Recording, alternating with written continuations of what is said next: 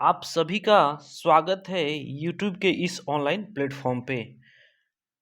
इस एनसीईआरटी के सीरीज में हम लोग आज उसमें जो रिक्त स्थानों की पूर्ति कीजिए जो क्वेश्चन है उसको हम लोग देखेंगे। इसमें 11 क्वेश्चन है और इस 11 क्वेश्चन के द्वारा ही हम लोग कोशिश करेंगे कि जो भी पीछे पड़े हैं उसको फिर से रिवीजन कर ले हम लोग। ठीक है, देखिए एक और बात है, अगर आप लोग इस वीडियो को देखते हैं तो अगर आपको आंसर इसका पता है तो आप उस आंसर को कमेंट में देते जाइए। जैसे ऑब्जेक्टिव हम कराए हैं, अगर देख रहे हैं तो उस टाइम ही अगर ए ऑप्शन सही है तो आप ए लिख दिया कीजिए, बी ऑप्शन सही है तो बी लिख दिया कीजिए। इससे क्या होगा कि आपके माइंड में सेटअप होते जाएगा कि नहीं ये आंसर होगा। अगर आपको भी पता है तो थोड़ा कॉन्फिडेंस भी आएगा आपको कि नहीं हम आंसर दे पा रहे हैं। तो एक बार देख लिए हैं, जब दोबारा देखिएगा तो ऐसे करते जाइएगा। ऐसे जैसे कि हम लोग कैसे प्रैक्टिस सेट करते हैं तो उसमें रहता है कि कौन सा सही, A B C D practice set लगाइएगा। तो आप उसमें क्या करते हैं, प्रैक्टिस सेट में प्रैक्टिस करने के लिए ए सही है तो ए को आप टिक कर देंगे, या गोला करना है तो आप ओएमआर में रंग देते हैं। ठीक है, तो उसी तरह से इस पे भी कीजिएगा तो आपको ज्यादा फायदा होगा। चलिए हम लोग अब पहला क्वेश्चन देखते हैं। पहला क्वेश्चन है कि पुरातत्व किस भाषा का शब्द है। तो देखिए जो पुरातत्व है वो संस्कृत भाषा का शब्द है। कौन सा? तो संस्कृत भाषा का ये शब्द है पुरातत्व, तो यहाँ संस्कृत होगा। अब ये पुरातत्व होता क्या है? तो देखिए पुरातत्व वो होता है जो जमीन से खुदाई होगा, यानी जो कठोर वस्तु है वो पुरातत्व में आएगा। देखिए साक्ष्य दो तरह के होते हैं, एक साहित्यिक साक्ष्य होता है, एक पुरातात्विक साक्ष्य होता है। साहित्यिक में लिखा हुआ जैसे बुक हो गया, भोजपत्र पर लिखा हुआ, ये सब जो हुआ साहित्यिक में आता है। अब पुरातात्विक में जो भी कठोर वस्तुएं है उस पे उसको हम लोग पुरातत्व में रखते हैं। तो पुरातत्व संस्कृत का शब्द है। और इस सभ्यता में देखिएगा कि लिखने का जो साक्ष्य मिला है इस सभ्यता में, वो अभी तक पढ़ा नहीं गया है। और लिखने का जो साक्ष्य सबसे ज्यादा वो मुहर पे ही मिला है, मुहर पे सबसे ज्यादा लिखा हुआ मिला है, उसको पढ़ा नहीं गया है। इसलिए इस सभ्यता को हम लोग आध ऐतिहासिक काल में रखते हैं। एक ऐतिहासिक काल होता है जहां लिखे हुए साक्ष्य मिल जाए, उसको पढ़ लिया जाए, उसे ऐतिहासिक काल कहते हैं। और आध ऐतिहासिक काल वो होता है जो लिखा गया है लेकिन अभी तक पढ़ा नहीं गया है। अब लिखने का जो सर्वप्रथम दुनिया में जो स्टार्ट हुआ सबसे पहले, वो मेसोपोटामिया के सुमेरियाई लोगों के द्वारा स्टार्ट किया गया। मेसोपोटामिया जो कि इराक में है, दजला और फरात नदी के बीच में, उसी सभ्यता से लिखने की शुरुआत होती है सुमेरियाई लोग के द्वारा। और उनके लिपि को जो है सुमेरियाई लिपि या क्यूनिफॉर्म लिपि, वर्णात्मक लिपि भी कहते हैं, किलाक्षर लिपि भी उनको कहते हैं। और उनके लिपि में 900 अक्षर मिलेंगे। कितने? 900 अक्षर, जबकि हड़प्पा में 400 अक्षर मिलेंगे। हड़प्पा में 400 अक्षर मिलेंगे।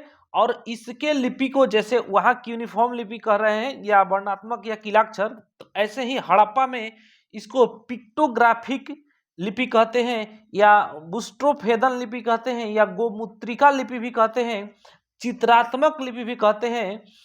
चित्रात्मक लिपि सबसे ज्यादा पॉपुलर है और ये कितना बार पूछा भी जा चुका है चित्रात्मक लिपि के बारे में। और यहाँ का बताएं है कि यहाँ का लिपि जो है सबसे ज्यादा मुहर पर से प्राप्त हुई है। और इसमें अक्षरों की संख्या कितनी है? 400, जबकि मेसोपोटामिया में 900 अक्षरों की संख्या है। देखिए यहाँ का जो हड़प्पा सभ्यता का लिपि है इसको आईडी महादेवन ने करके थे, इतिहासकार आईडी महादेवन। ये पढ़ने का प्रयास किए कंप्यूटर के द्वारा, लेकिन सफलता इनको नहीं मिली।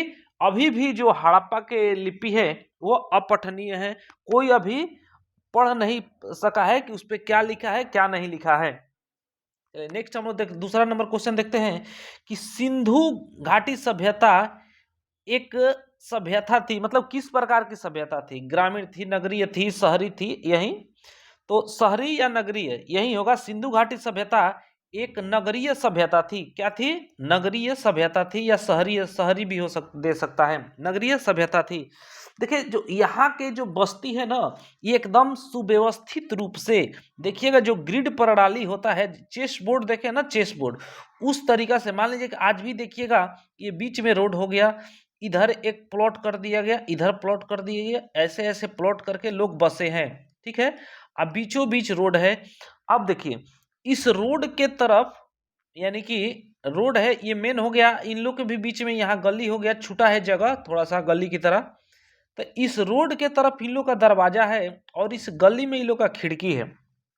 ठीक है, क्योंकि खिड़की से हमेशा धूल जाते हैं, तो इन लोग का ये सोच था कि नहीं, अगर गली में करेंगे तो धूल वगैरह नहीं जाएगा। यानी कि इन लोग का माइंड भी उस समय डेवलप था। ये सोचने वाली बात है कि इन लोग का माइंड भी डेवलप था। और इसी रोड में आप लोग देखिएगा कि पक्की नाली मिला है, और वो पक्की नाली भी जो स्लेब होता है उससे ढका हुआ है, यानी कि जो नाली है वो ढका हुआ है। साफ सफाई करने में भी पक्की नाली क्या आसान होगा। इस वजह से ये लोग पक्की नाली का भी यूज किए हैं, ये अपने जो जहाँ रह रहे हैं वहां पे। अब हड़प्पा सभ्यता को अर्ध औद्योगिक नगर भी कहते हैं। अर्ध औद्योगिक नगर यानी कि यहाँ उद्योग धंधा भी है, हर इस सभ्यता में पाया गया है, सभ्यता में। ठीक है, इसके साथ साथ देखिएगा कि कालीबंगा और लोथल में शल्य चिकित्सा माने ऑपरेशन से भी ऑपरेशन भी हो रहा है, ऑपरेशन भी हो रहा है। यानी कि ये लोग मेडिकल में भी डेवलप हो चुके हैं। सोचिए, ये तो नॉर्मल बात है कि पक्की ईंट का मकान मिला है, ईंट का साक्ष्य मिला है, कुंभकार का साक्ष्य मिला है, ये सब भी मिले हैं। यहाँ से भी फिर एक देखिएगा कि फैक्ट्री भी है, तांबे की फैक्ट्री, फैक्ट्री भी है। तांबे की फैक्ट्री कहाँ से? हड़प्पा से मिल रहा है।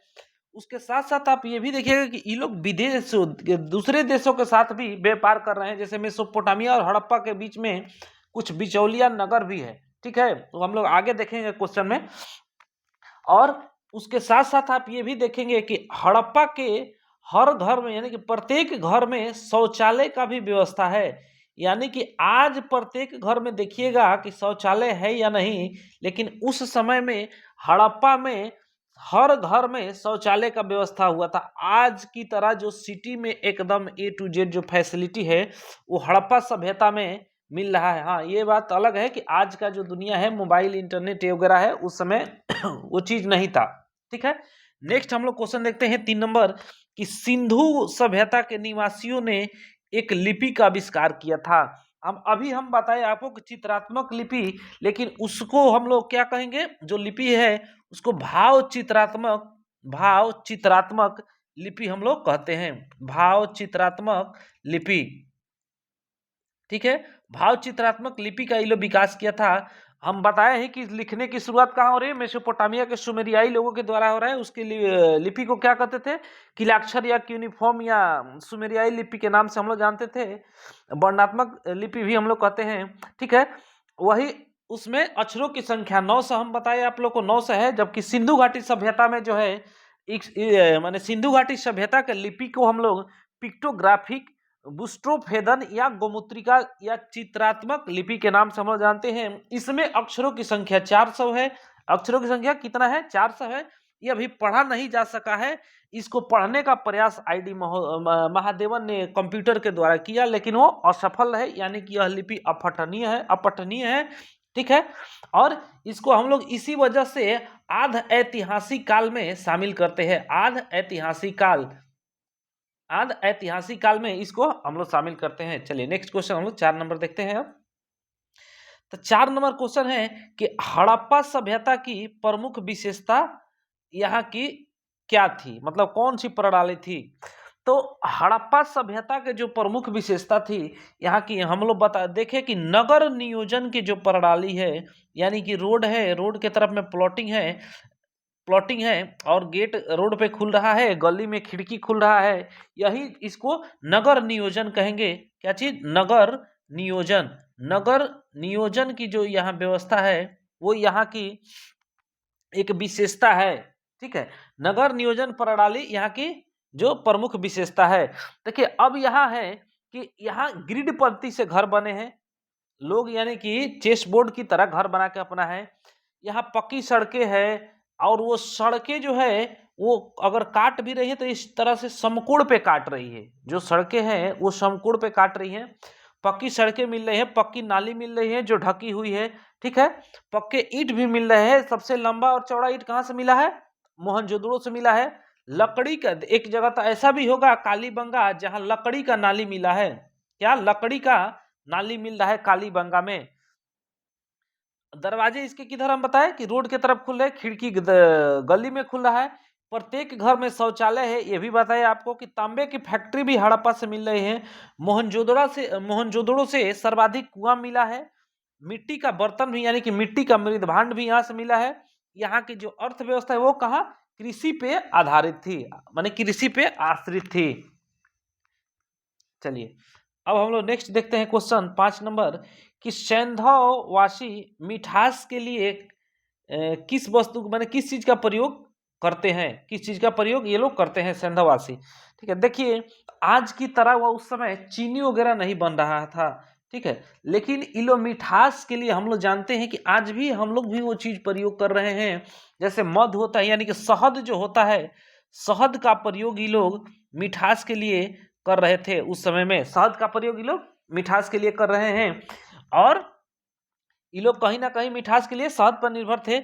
और यहाँ की जो कृषि आधारित यहाँ अर्थव्यवस्था थी, कृषि पे आधारित यहाँ अर्थव्यवस्था थी, ठीक है। लेकिन यहाँ का देखिएगा विकास का जो मुख्य कारण होगा, आगे हम लोग देखेंगे भी कि बाह्य व्यापार यहाँ जो हो रहा है उससे यहाँ का विकास ज्यादा हो रहा है। फिर यहाँ जो अनाज का उपज ये लोग करते थे, अनाज में क्यों? क्योंकि हम लोग कालीबंगा में देखे हैं कि चना और सरसों का साक्ष्य मिल रहा है। सरसों का खेती सबसे ज्यादा मात्रा में हो रहा है। हड़प्पा के मुहर पर देखिए, हड़प्पा के मुहर पर एक दिखाया गया है कि पृथ्वी माता के बताए हैं मार्शल ने। और क्यों? क्योंकि एक स्त्री है और उनके गर्भ से पौधा निकलते हुए दिखाया गया है। तो वो जो मार्शल महोदय हैं वो बोलते हैं कि नहीं ये पृथ्वी माता है, ठीक है। जूते हुए खेत के भी साक्ष्य मिले हैं जो बता रहा है कि नहीं कृषि हो रहा है। कहाँ से? कालीबंगा से मिल रहा है। बनावली से आप देखिएगा कि मिट्टी का हल भी मिल रहा है, ठीक है। सूती कपड़े का भी साक्ष्य कहाँ से मिल रहा है? एक तो देखिएगा बुने हुए सूती कपड़ा पूछतेगा तो आपको मोहनजोदड़ो मारना है। बुने हुए सूती कपड़ा मोहनजोदड़ो से, जबकि सूती कपड़े का साक्ष्य आलमगीरपुर उत्तर प्रदेश जो है, जो सैंधव सभ्यता के सबसे पूर्वी छोर है, वहां से मिल रहा है, जो हिंडन नदी के किनारे बसा हुआ है। चलिए नेक्स्ट हम लोग देखते हैं 6 नंबर सिंधु सभ्यता का बंदरगाह।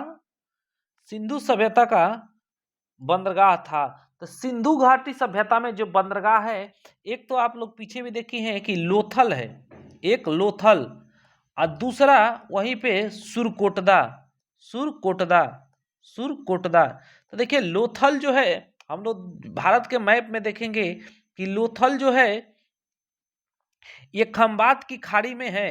कौन सा? ये खंबात की खाड़ी है और ये कच्छ की खाड़ी है। और सुरकोटदा इस कच्छ की खाड़ी में है। सुरकोटदा कच्छ की खाड़ी में है। लोथल हम जानते हैं कि साबरमती और भोगवा नदी के तट पे है, लेकिन अधिकांशतः भाग लोथल का भोगवा नदी के तट पे होने के कारण इसको भोगवा नदी पे माना जाता है। लोथल कहाँ है? गुजरात में है। सुरकोटदा भी गुजरात है। सुरकोटदा कच्छ की खाड़ी में है। लोथल खंबात की खाड़ी में है। इसकी खोज, लोथल का खोज एस आर राव ने 1954 ईस्वी में किए थे। और इसको हम लोग लघु हड़प्पा के नाम से, लोथल को हम लोग लघु हड़प्पा के नाम से हम लोग जानते हैं। ये एक बंदरगाह नगर है, या डॉकयार्ड या गोदीबाड़ा कहा जाता है इसको। यहाँ से रंगाई कुंड का साक्ष्य मिला है। फारस की मुहर मिलेगी। सुई धागा का भी साक्ष्य मिल रहा है। मुहर पर चलाक लोमड़ी का साक्ष्य मिल रहा है। अग्निकुंड का मिल रहा है। शैल्य चिकित्सा का मिल रहा है यहाँ से साक्ष्य लोथल से।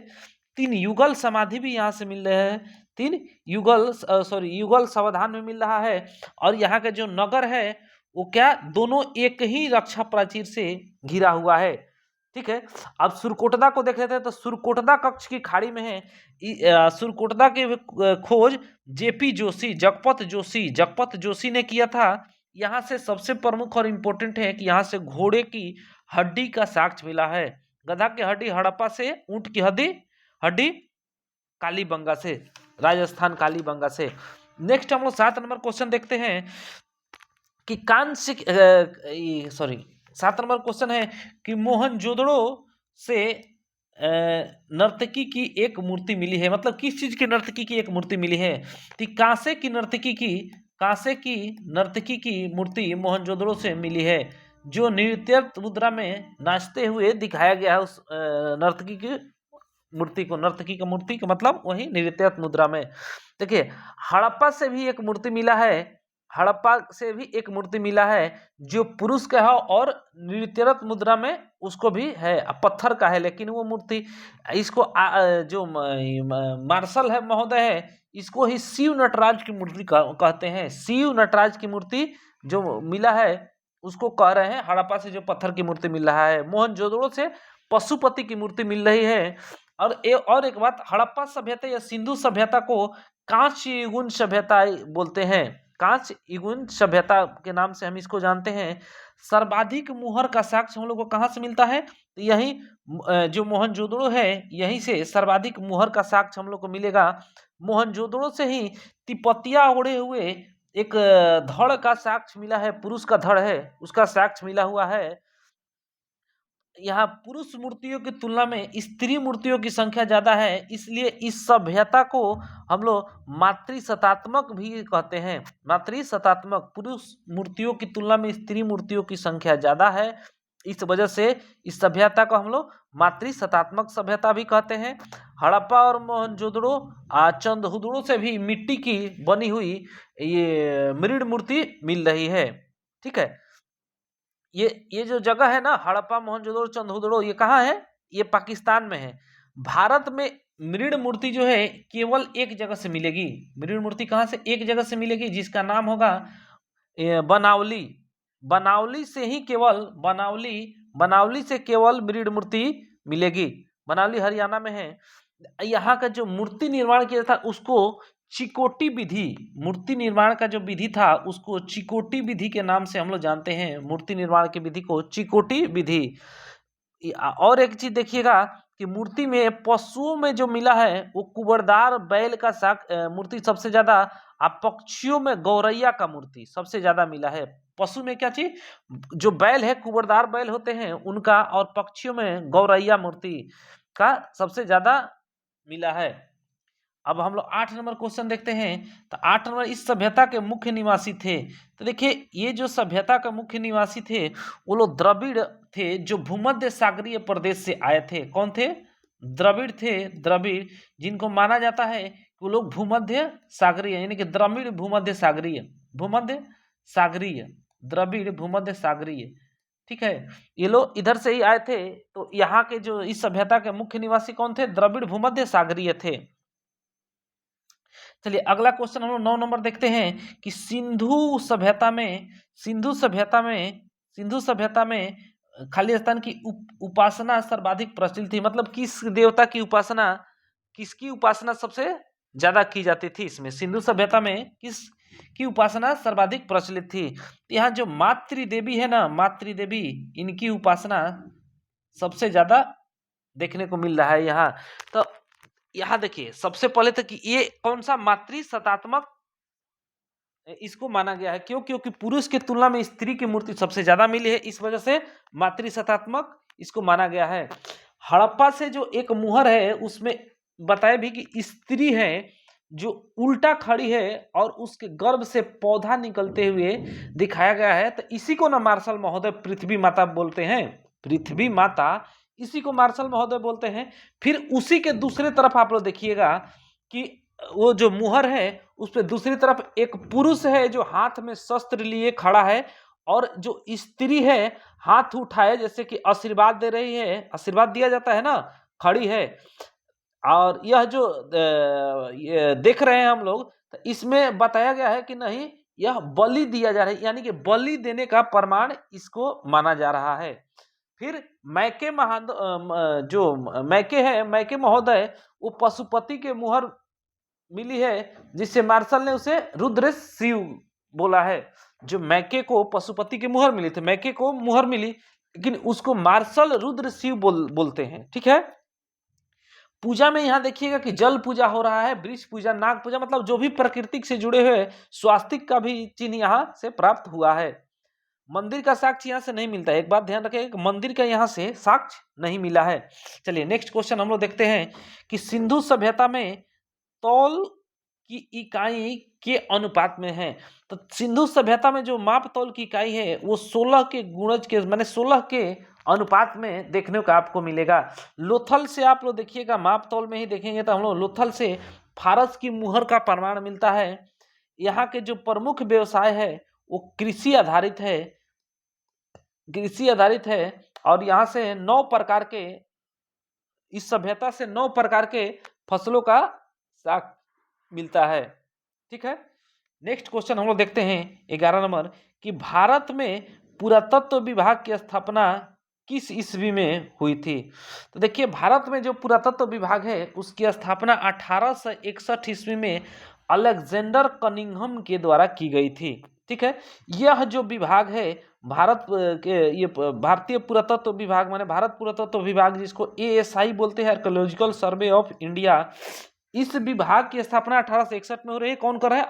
अलेक्जेंडर कनिंघम कर रहे हैं। इसका मुख्यालय दिल्ली में है। इसका मुख्यालय कहाँ है? दिल्ली में है।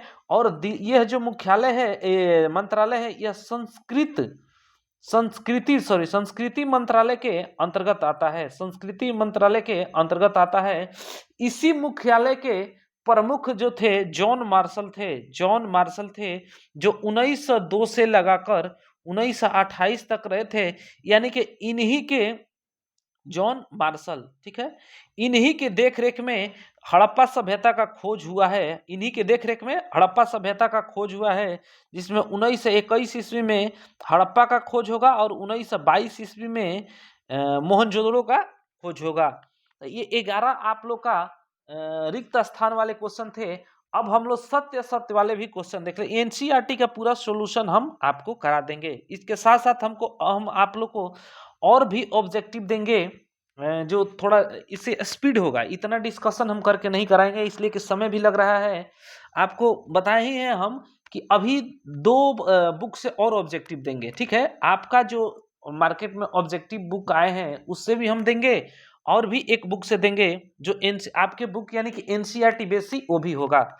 चलिए तो हम लोग देखते हैं कि मोहनजोदड़ो को मृतकों का टीला भी कहते हैं। क्या यह सही है? तो पीछे हम लोग डिस्कस किए हैं कि मोहनजोदड़ो को मृतकों का टीला, स्तूपों का शहर और सिंध का बाग के नाम से भी जानते हैं। ठीक है, तो ये क्या होगा? ये सत्य हो जाएगा। ये क्या है? ये सत्य है। ये बात जो कह रहा है ये सत्य है। मोहनजोदड़ो को मृतकों का टीला, सिंध का बाग, स्तूपों का शहर के नाम से हम लोग जानते हैं।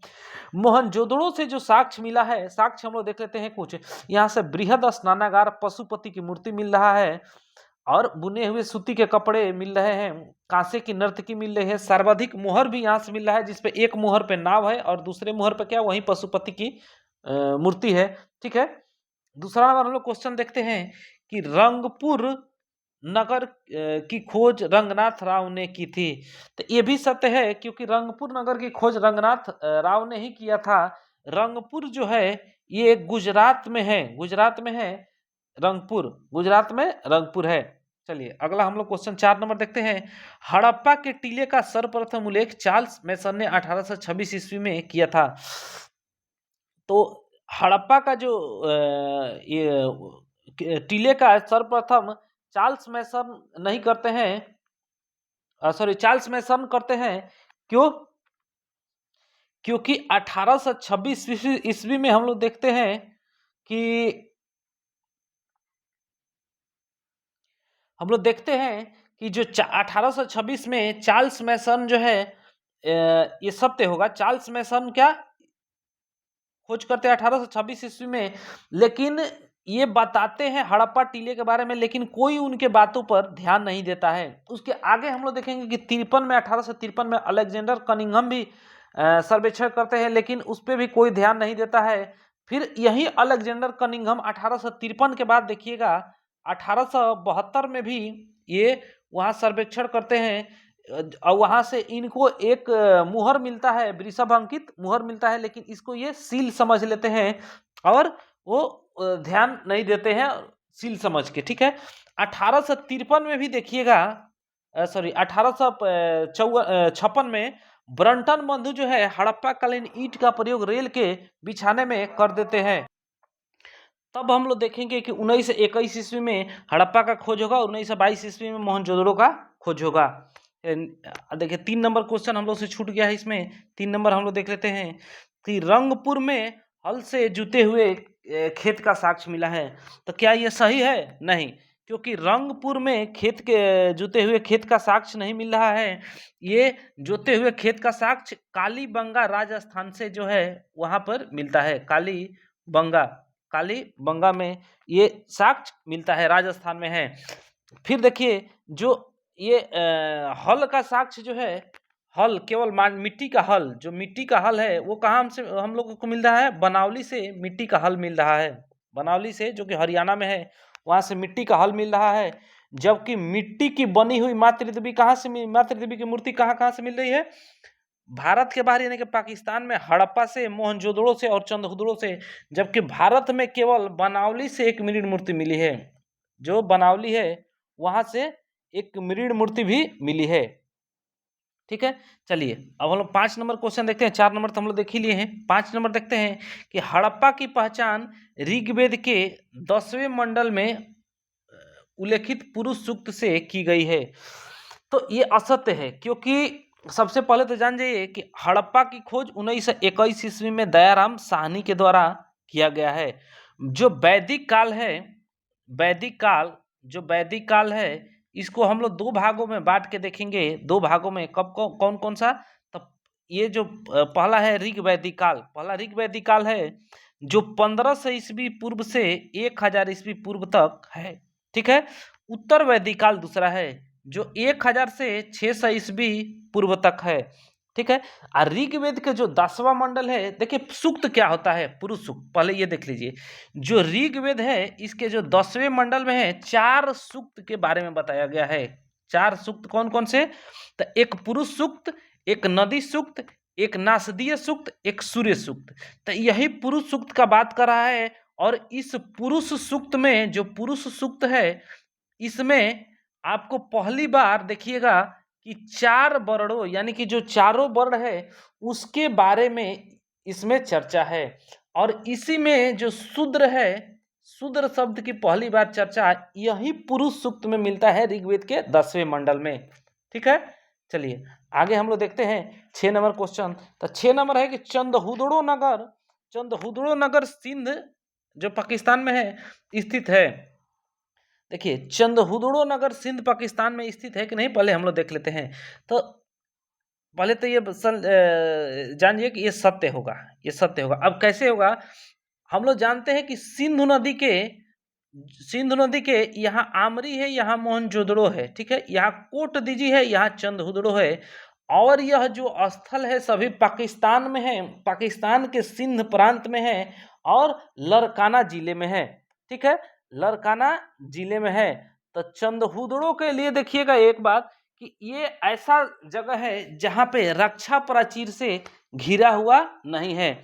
इसी चंदहुदड़ो से आप देखिएगा कि यहाँ से लिपस्टिक, काजल, पाउडर, इसका साक्ष्य चंदहुदड़ो से ही मिलेगा। यहाँ से बकराकार ईंट मिलता है, सबसे चौड़ा और सबसे लंबा मोहनजोदड़ो से मिला है, लेकिन यहाँ से बकराकार ईंट का साक्ष्य मिलता है।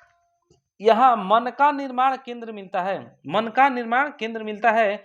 चंदहुदड़ो के बाद यहाँ पर झूखर झांगर संस्कृति का विकास हो गया था। जब चंदहुदड़ो का पतन होगा यहाँ से, यहाँ पर झूखर और झांगर संस्कृति का विकास हो जाएगा।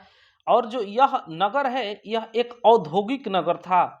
जैसे अर्ध औद्योगिक नगर होता है वैसे ही औद्योगिक नगर यह था, औद्योगिक नगर था। कौन? चंदहुदड़ो। ठीक है, 7 नंबर हम लोग क्वेश्चन देखते हैं। 7 नंबर है कि सिंधुवासी राजस्थान स्थित तांबे की खेतड़ी खानों से कच्ची धातु प्राप्त करते थे। तो ये सत्य है। खेतड़ी जो है वो तांबे के लिए जाना जाता है, खेतड़ी जो है वो तांबे के लिए जाना जाता है। और जो स्वामी विवेकानंद का नाम है, स्वामी विवेकानंद नाम यही खेतड़ी के राजा थे, महाराज थे, वही उनका नाम रखे थे, खेतड़ी महाराज। ठीक है, तांबे की फैक्ट्री जो है कहाँ से मिल रहा है? तांबे की फैक्ट्री वो हड़प्पा से मिल रहा है। तांबे की फैक्ट्री का साक्ष्य हड़प्पा में मिला है। कालीबंगा राजस्थान में है। जो ये कालीबंगा आपको राजस्थान दे रहा है, यहाँ पर कौन सा एक जगह है जिसका नाम कालीबंगा है, कालीबंगा राजस्थान में है। इसे सिंधु सभ्यता की तीसरी राजधानी भी कहा जाता है। कालीबंगा को सिंधु सभ्यता की तीसरी राजधानी कहा जाता है। और दोनों नगर, इसके जो दोनों नगर है, यानी कि ये और ये दोनों अलग अलग रक्षा प्राचीरों से घिरे हुए हैं, यानी कि यहाँ खतरा थोड़ा ज्यादा होगा, इस वजह से दोनों अलग अलग रक्षा प्राचीर से घिरे हुए हैं।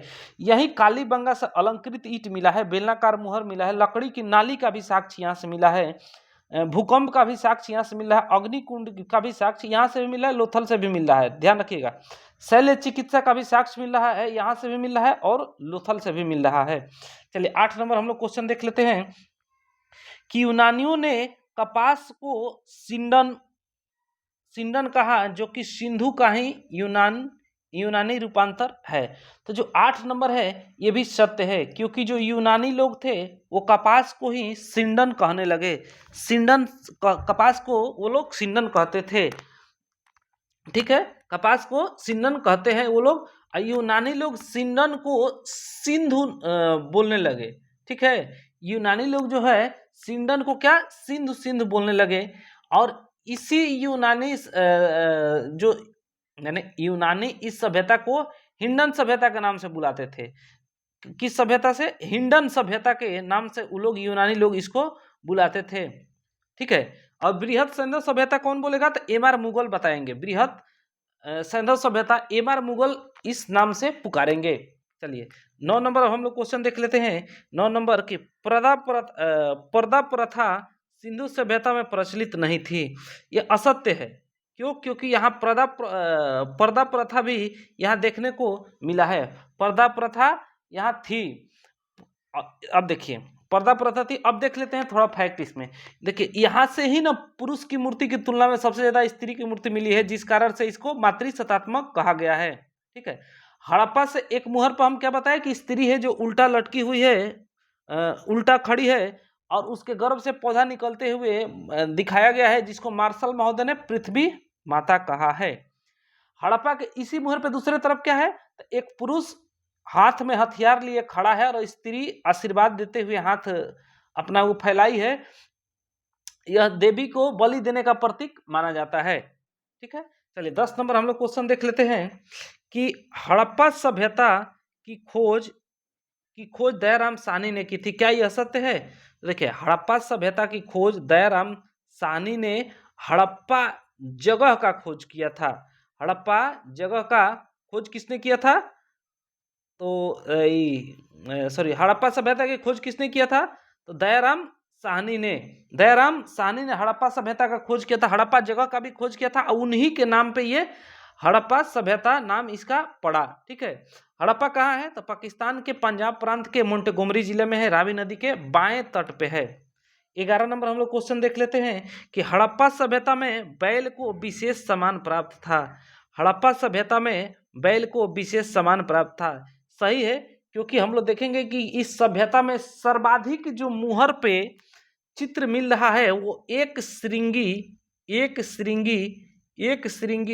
बैल का ही साक्ष्य मिल रहा है। बैल का ही साक्ष्य, एक श्रृंगी बैल का ही सर्वाधिक साक्ष्य मिल रहा है अंकन होने का मुहर पे।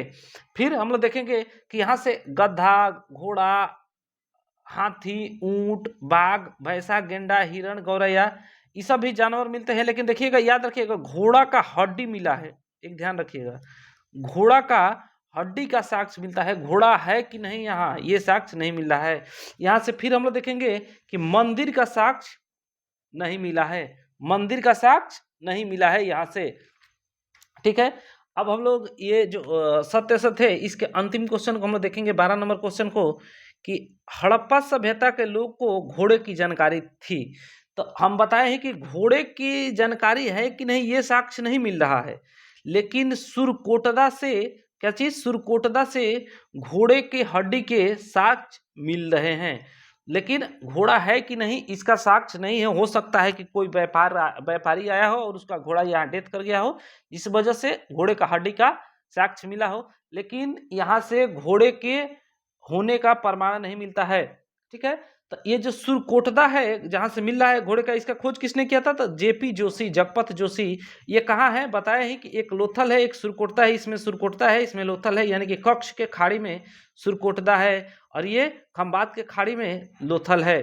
ठीक है, कक्ष के खाड़ी में 3 जगह है, याद रखिएगा। धौलावीरा है, देसलपुर है और सुरकोटदा है। कौन कौन सा? धौलावीरा, सुरकोटदा और देसलपुर, 3 जगह है ये कच्छ के खाड़ी में। चलिए, आज के लिए इतना ही। हम लोग नेक्स्ट वीडियो में और आगे देखेंगे।